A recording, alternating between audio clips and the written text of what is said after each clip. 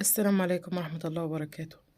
لكل ست بيت شاطرة، اعملي حاجتك في البيت أحسن وأوفر وأنضف.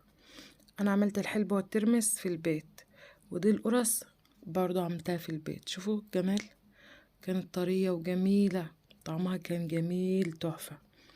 كيلو دقيق ليه كوباية سمنة واحدة أو زيت أو زبدة. على فكرة الزبدة الصفرة بتديلها ريحة جميلة. وما تنسيش الفانيليا، كيس فانيليا صغير كام جرام كده.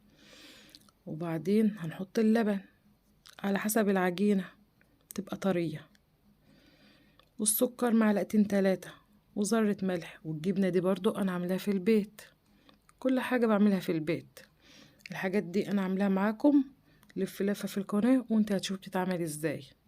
الجبنة عاملاها، والقرص عاملاها، والحلبة والترمس برضو عاملاهم في البيت. أحسن وأوفر وأنضف. اعمل حاجتك في بيتك أحسن.